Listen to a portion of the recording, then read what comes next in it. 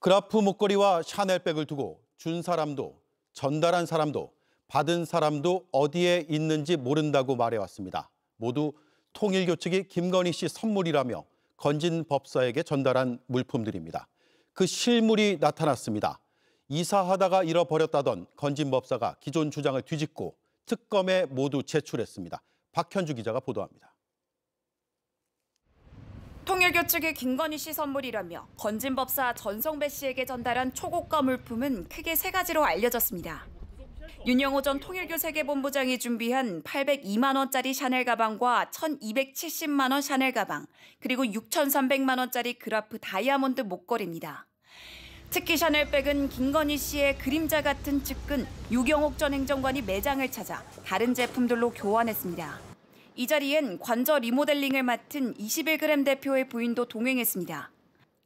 2022년 4월 730만 원 가방 1개와 158만 5천 원짜리 샌들로 7월엔 1,100만 원짜리와 490만 원짜리 가방 2개로 바꿨습니다. 김건희 특검은 어제 오후 건진 법사 전성배 씨로부터 해당 물건을 임의 제출 방식으로 압수했습니다. 피고인 건진 법사 전성배 측으로부터 해당 물건들을 제출받아 압수하였고 그 일련 번호 등이 수사 과정에서 확인된 것과 일치함을 확인하였습니다. 전 씨 측은 최근 김건희 씨에게 전달하기 위해 측근에게 고가 물품을 줬고 김 씨가 수수한 걸 확인했다는 의견서를 법원에 제출했습니다. 그동안 건진 법사는 이 물건들은 모두 잃어버렸다고 주장해왔습니다. 그라프 목걸이, 통일교에서 이제 김건희 선물이라고 한 거 정말 잃어버렸습니까? 단 한 번도 변함이 없었습니다. 계속 잃어버렸다는. 어찌됐든 재판 과정에 이제 다 소상히 밝혀질 것이니까.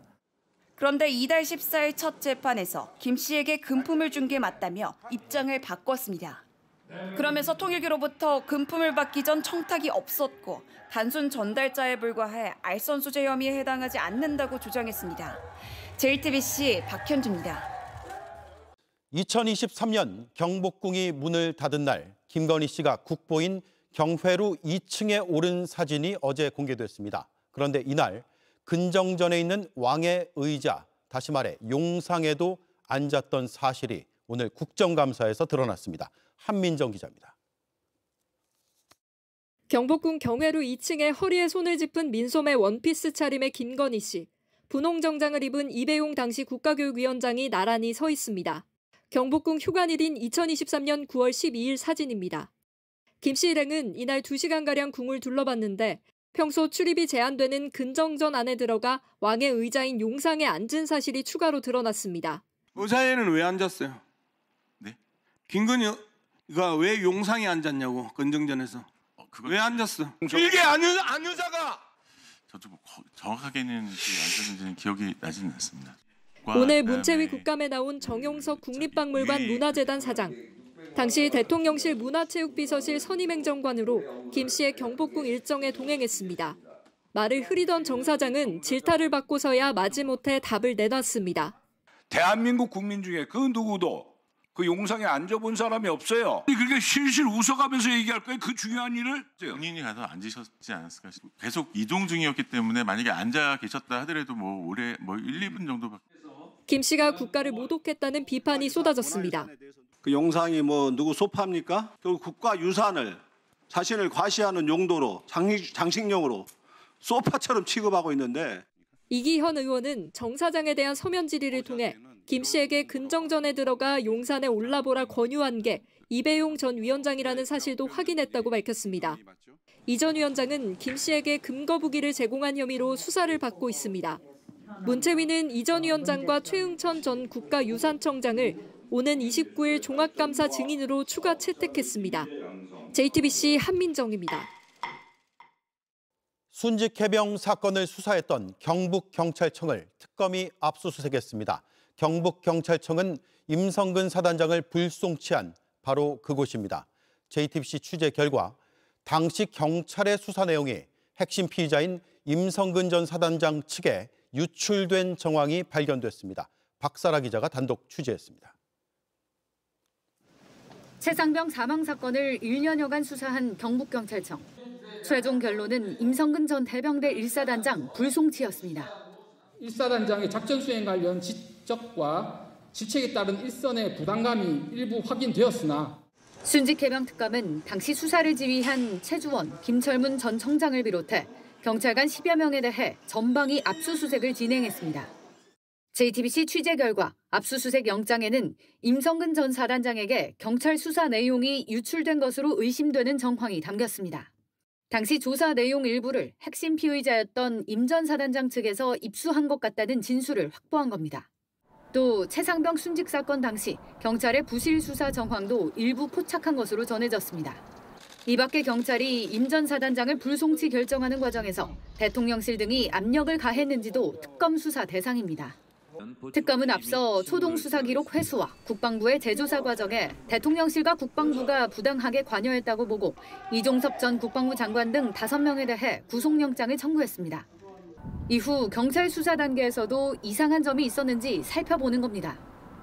실제로 특검은 경찰 수사 단계에서는 알려지지 않았던 과실치사 증거를 새롭게 확인해 임 전 사단장에 대한 구속영장을 청구했습니다. JTBC 박사라입니다. 캄보디아에서 대학생 박 씨를 고문하고 살해한 주범이 강남 학원가 마약 사건의 공범으로 확인됐습니다. 국정원이 이 인물을 쫓고 있습니다. 최연수 기자입니다. 국정원은 오늘 국회 정보위 현안보고에서 캄보디아 한인 대학생 살인 사건의 주범을 특정해 행방을 추적 중이라고 밝혔습니다.